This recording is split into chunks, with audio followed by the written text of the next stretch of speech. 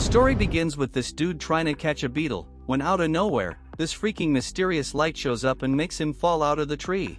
Near the light, he sees this old man and a little girl who straight up look like they're from another world or something. He's shocked, especially when the girl asks for his name. Dude says he's Haruto, and she introduces herself as Himi.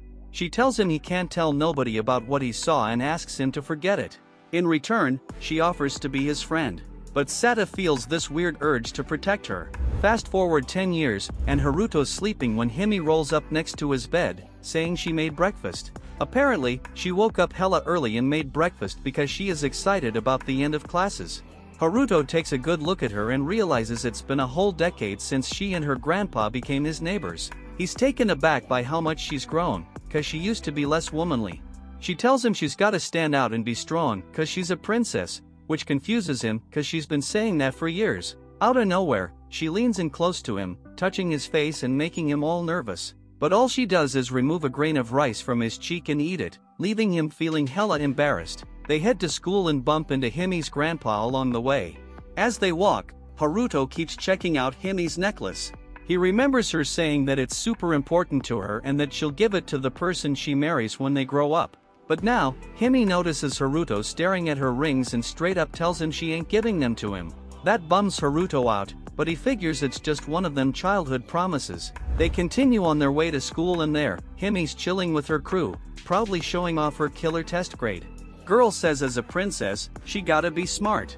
Meanwhile, Haruto's rolling with some oddballs, and one of them is all frustrated cause he's gotta spend the summer alone again. He envies Haruto for having a girlfriend. Haruto's hella confused, but his homie straight up points out how he's always rolling with Himi. Haruto tries to play it off, saying they're just neighbors, but his boy tells him not to wait too long and then regrets saying it. Haruto realizes that Himi sent him a message, inviting him to the summer festival after school. Later on, Haruto shows up at the festival, and Himi's rocking this traditional Japanese dress. She asks if she took his breath away, and he straight up admits that he did, making Himi blush with his honesty. The two stroll together, and Himi's all hyped about the festival. She remembers this one time they got lost, and Haruto held her hand to make sure it didn't happen again. She confesses that he was her hero back then. They keep walking until Himi spots this cute puppet animal. Haruto decides to play, thinking about how it bugs him that they're just friends. So he takes a shot, and somehow it freaking works, shocking both Himi and the vendor. In the end, they move on and find a spot with an awesome vibe. Haruto feels like this is the perfect moment to spill his feelings, but then the fireworks start popping off. Himi's thrilled to see them with him and suddenly confesses that she's got something to say. Haruto gets all excited, but then Himi drops the bomb that she's moving back to her homeland with her grandpa tomorrow. Haruto's straight up shocked and begs her not to go, but she tells him she ain't got no other choice. Back at home, Himi says her goodbyes to Haruto. He tries to confess again, but she cuts him off, thanking him for the day and saying she'll cherish the memories of him before rushing inside. That night, Haruto's feeling all messed up, thinking about how Himi said the place she's going is hella far. He realizes he don't really know her at all cause he don't even know where she's heading. He tries to remember the day they first met, when suddenly he notices this glow coming from the window. He looks at it and realizes something like this happened 10 years ago. In the forest, Himi's all set to step into the light when Haruto shows up, shouting her name and begging her not to leave. She's stoked that he remembered, but she explains that her home is in a whole different world, and she gotta marry someone there, no changing that. So Himi says her goodbyes again and starts walking towards the light. But Haruto knows he didn't come all this way just to say bye. He gathers his courage, decides not to waste any more time thinking, and straight up runs after her. Out of nowhere, he lands in a freaking castle, and someone's calling Himi Princess Crystal. Turns out, Haruto shows up right in the middle of Himi's wedding ceremony with some prince. She's shocked to see him, but then this monster from hell invades the castle through the window. Himi's grandpa turns out to be a badass mage and mentions how they were right to hide the princess in another world. But he gets distracted by Haruto's presence and gets smacked by the monster. Himi's supposed to hand over the ring to the prince, but seeing Haruto in that situation, she grabs the ring and runs towards him, planting a kiss on his lips. That kiss seals the marriage deal and unleashes some power from the ring on their fingers. The rejected prince figures it out and straight up throws his sword at Haruto. But the ring gifted by Himi makes that sword glow, and without knowing what the hell to do, Haruto charges at the monster and slices it in half with one swing, leaving everyone dumbfounded. But the power's too much for him, so he passes out on the ground. After the attack, Hime wakes Haruto up in the royal couple's room, reminding him about the sacred kiss they shared. That makes him blush, and he thinks Hime really loves him, but she just shuts him down, saying she didn't want to marry a stranger, and he was the only familiar face she saw, crushing all his hopes. Everyone in the castle starts talking about how a hero from another world was chosen to be the King of the Ring. Hime's marriage was meant to bridge the gap between the Kingdom of Light and the Empire, but things went sideways, and that's gotta annoy the Emperor. The prince stands up for the princess's decision, saying she chose based on tradition, and the will of the Empire has no relevance there. Hime's grandpa points out that there's a huge crowd waiting for the new Ring King. Haruto's shocked to see so many people gathered for him, and he realizes he's their greatest hope in this world.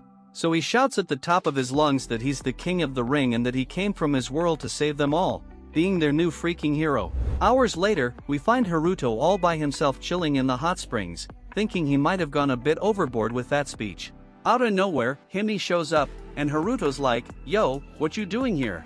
But Hime explains she ain't got no choice cause they're newlyweds, so she asks him not to look at her. They both feel awkward and Hime starts apologizing to Haruto, saying she knew what would go down when she gave him the ring and that she shouldn't have dragged him into this mess. But Haruto tells her not to worry cause everything's gonna be fine cause he's the new King of the Ring, chosen by the Lady of Light. He knows she gotta stay in this world, so he's gonna stay too, protecting her like he always did in his own world. We get a flashback of Hime as a kid, getting bullied for her hair, until Haruto shows up and defends her because they'd been tight since they were little. Hime remembers this and tells him he's always been her hero, but Haruto's in a whole different dimension and can't stop staring at her. She notices this and tells him to quit it cause it makes her feel awkward, saying their marriage was just a front. Even so, he's happy he got chosen, even if it was on impulse. She takes the chance to ask Haruto if he really likes her, and he says hell yeah, but then he chickens out and says it's just as a friend cause he's scared of getting rejected. Out of nowhere, a bell rings, scaring the crap out of Haruto and making him jump up, which freaks Hime out cause she sees the monster. Outside, a bunch of freaky beings from the abyss are trying to invade the castle. The couple arrives, still getting dressed, and the guards realize they interrupted something important. The guards explain that the demon from the other day was just a scout, and now there's a whole gang of them. Haruto needs to step up, but he ain't got a clue how to fight. They hand him this massive axe, and the mage explains that the ring repels evil and blesses everything Haruto holds, creating weapons that can kick the abyss's butt. Haruto declares he'll do whatever it takes to save Hime's world, even if he don't know jack about it. Hime gets all hopeful and plants a kiss on Haruto, giving him even more strength. She calls him dear and asks him to defeat them all, and Haruto's ready to throw down and fight. The abyss monsters are straight up taking over, and one of those suckers corners a maid, but out of nowhere, Haruto swoops in to save her and tells her to run. He realizes he ain't passed out yet, and the wizard dude explains that the princess's smooch gave him some serious strength, because the ring's power translates the bond of husband and wife. Out of the blue, Haruto gets hit with a gust of wind.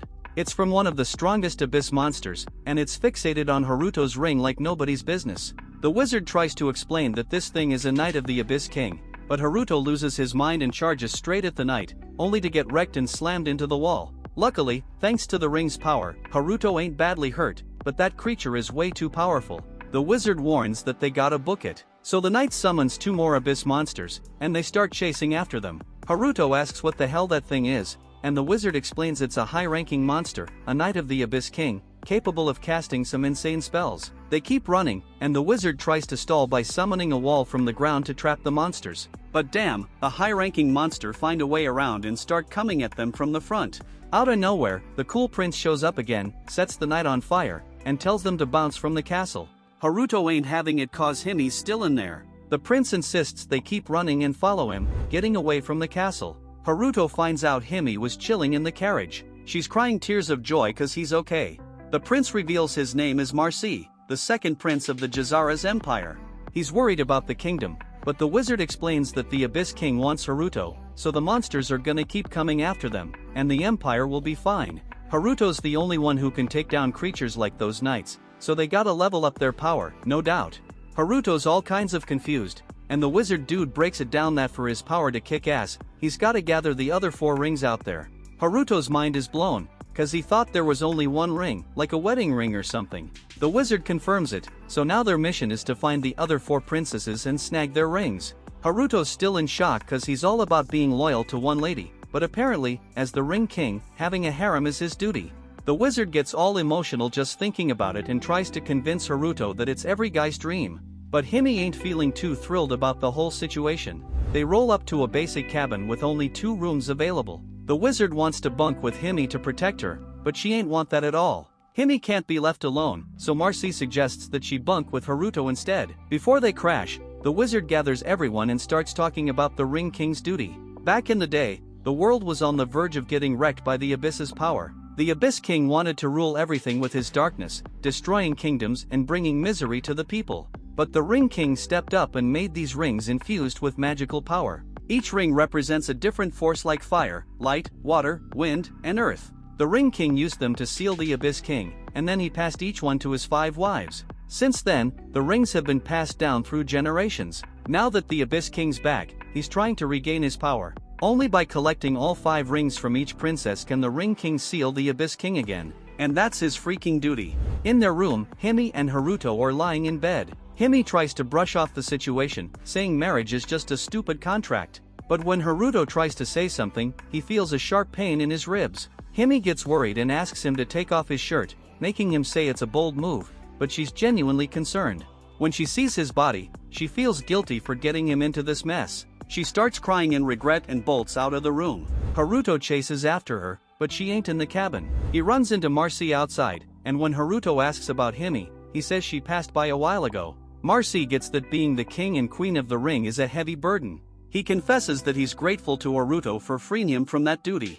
He admires Haruto's bravery for leaving his whole world behind in search of love, and tells him to be proud of it. Then he apologizes for the long speech and suggests that Haruto look for the princess in the garden.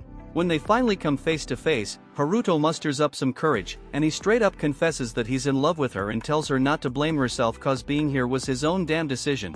Hime seems impressed by his determination.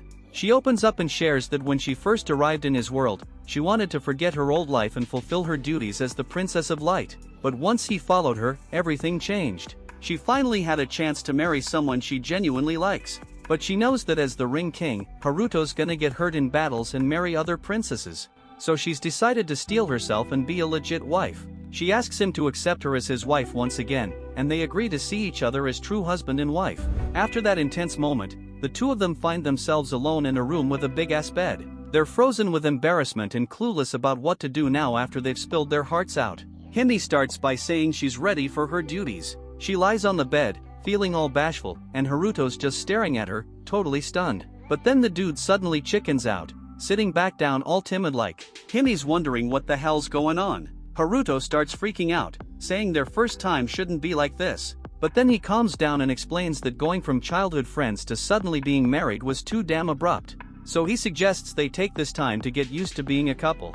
Hime's happy with that, and they decide to call it a night with just a damn kiss. The next morning, Haruto and Hime didn't sleep for shit cause they were all jittery and nervous. The wizard's all disappointed and reminds them that their bond gives more power to the ring. He advises them to deepen their bond, and it looks like that's already happening.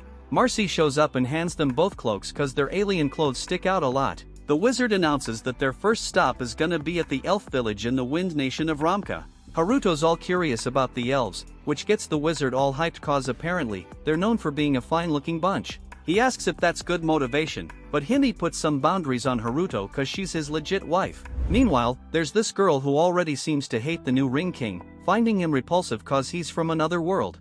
Ramka used to be this holy place where knowledge from all over gathered, but about 50 years ago, they put up a storm barrier and isolated themselves. They reached the location, and Hime's all nervous, trying to hold on to her clothes. The wizard thinks about the wind barrier that keeps outsiders out, noting how much the nation has changed. But then, out of nowhere, this freaking huge beast bursts out of the forest. Haruto thinks it's some abyss monster, but the wizard warns that it's just a forest beast. Haruto stops freaking out and starts approaching the bear, but of course, that pisses it off. They start running, and the wizard's all pissed at Haruto for being so dumb. They find themselves trapped between the wild bear and the storm, but when the bear tries to attack, the wind tosses it away.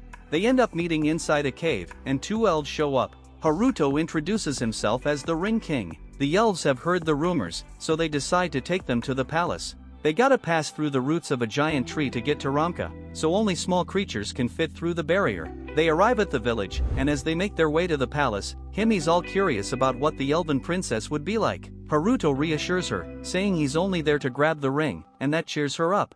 The door opens, and there's an elf hiding behind the throne. She's all suspicious of Haruto and asks if he's the Ring King. Haruto confirms it all excitedly, while Himi's already feeling jealous. But then the girl wants to know if he's married and if they've gone all the way. Himi's shocked by that question and quickly says no. But the elf ain't done talking and just wants to know if they've kissed. Himi takes charge and says they already got the Ring of Light on Haruto's finger, and they're looking for the Ring of Wind. The girl's still shocked by the idea of lip touching, so she bolts out of there, leaving everyone confused as hella, and Haruto's freaking out big time. Then the prince of the nation rolls up, and he's like, "My sister is a total shut-in. Getting that ring from her won't be a walk in the park." Haruto's like, "Who the heck are you?" And the prince introduces himself as Prince Jade, dropping the bomb that the runaway princess is his sis, Nefia. Jade starts wondering if Haruto is the new Ring King everyone's been talking about, and Haruto's like, "Yeah, that's me."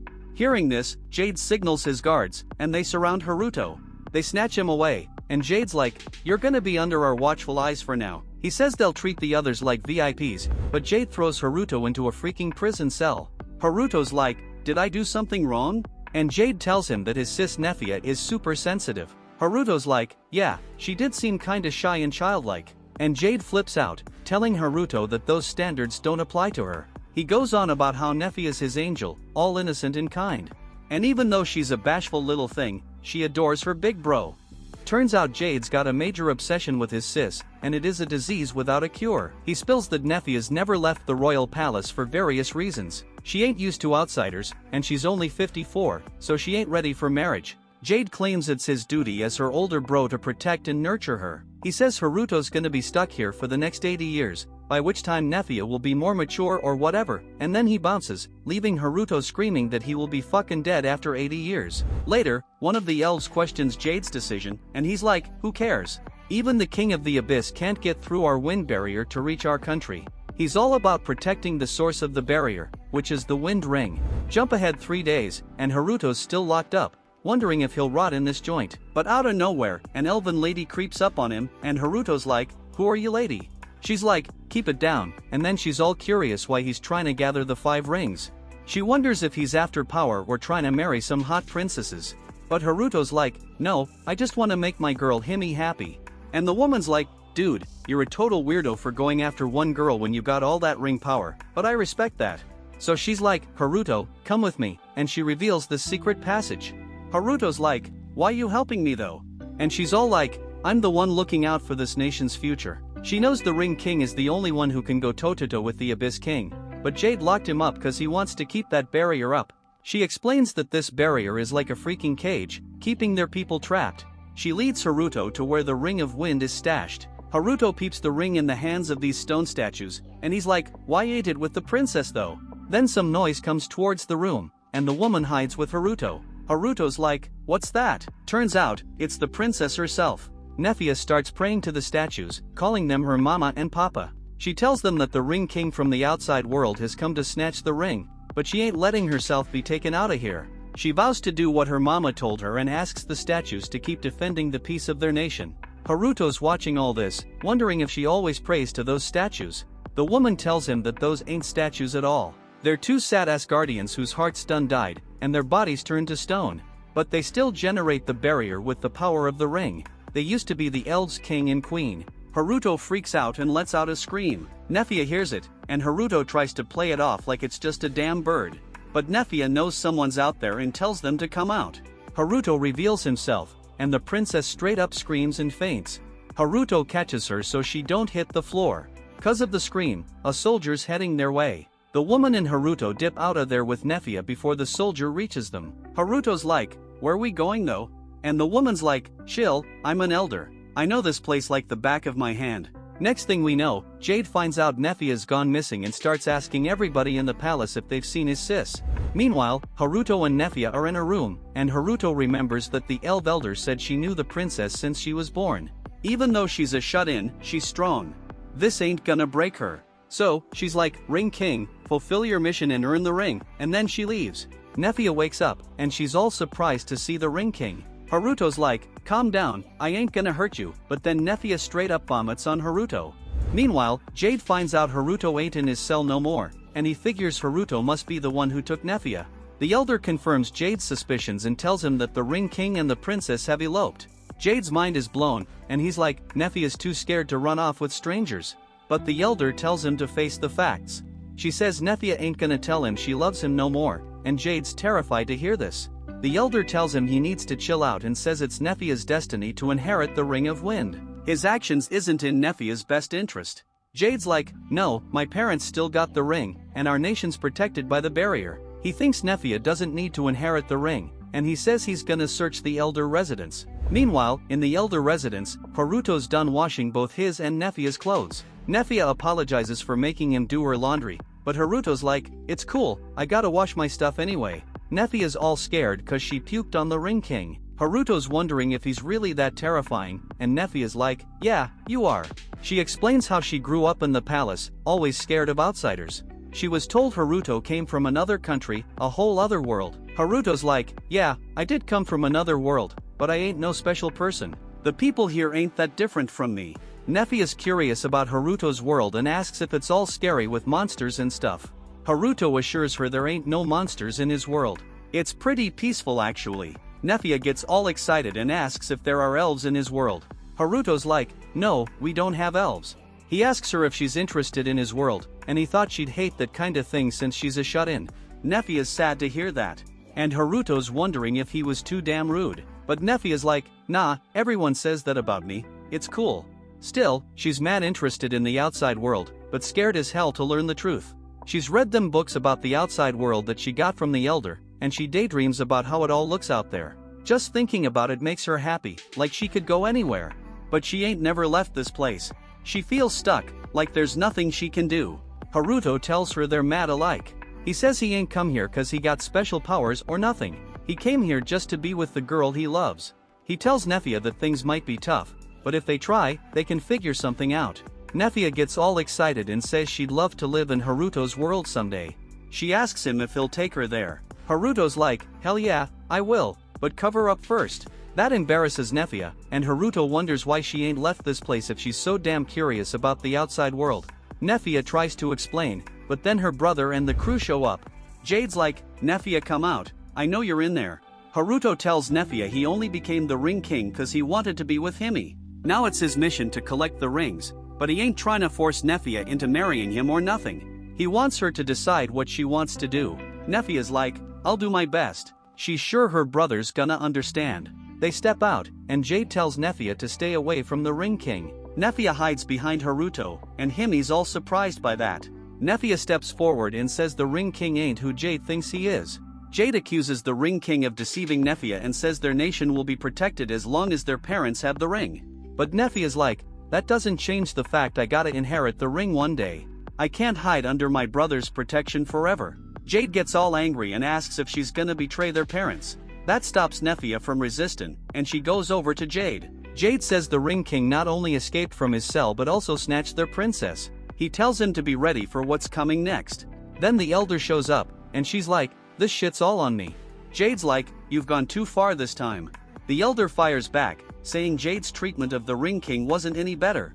She says she gonna keep an eye on the Ring King for now, and Jade agrees, but he adds that Haruto ain't allowed to see Nefia again. Later, we see Haruto talking with Hime, and she asks if he's hurt. Haruto's like, no, I'm good. Hime mentions that Haruto seems to be getting closer to Nefia. Haruto wonders if she's jealous, and Hime's like, what's wrong with that? Haruto says there ain't nothing wrong, and then the elder shows up. She greets the Light Princess and introduces herself as Peridot, the oldest elf in Ramka. Hime introduces herself too, and Haruto asks the elder if Nefia turned out the way she is because of her parents. Peridot then explains why Ramka is surrounded by a barrier and why the princess acts the way she does. She says in the past, Nefia's mother wasn't first in line to inherit the throne. She had an older sister. To keep outsiders from getting their hands on the ring, elf princesses used to choose their husbands from among their own people. But the older sister fell in love with a traveler, a human, and it caused chaos among the elves. They didn't want the traveler taking off with the Ring of Wind, and they thought he might have used the princess to get the ring. Rumors started spreading like wildfire, and paranoia became a belief. The princess's love for the traveler kept growing, even through all the chaos. But one day, the traveler left the princess. Nobody knows if their people banished him to protect the ring or if he got killed. Haruto can't believe people would go to such extreme lengths for the rings. Then the sage shows up, and he's like, the rings have been a symbol of power since way back in the day. It's like a nation's way of saying, we legit, we exist. Marcy adds that for countries without rings, they look hella impressive. Peridot keeps spinning the tale and says after the princess found out her lover was gone, she dipped out of the country. But before she left, she cursed that shit. She was like, Ramka gonna get swallowed by the abyss, and the ring's inheritance gonna be cut off.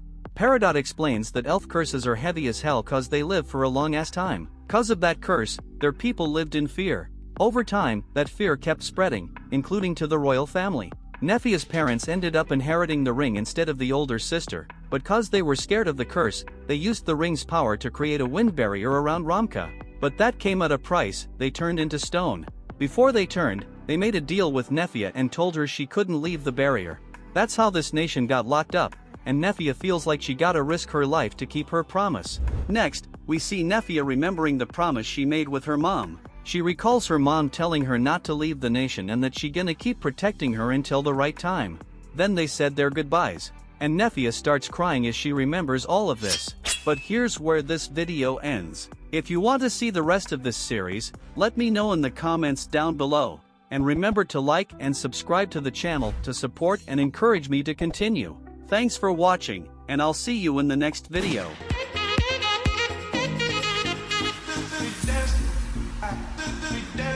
If you like the video, don't forget to like and subscribe to let the world know about our love for anime.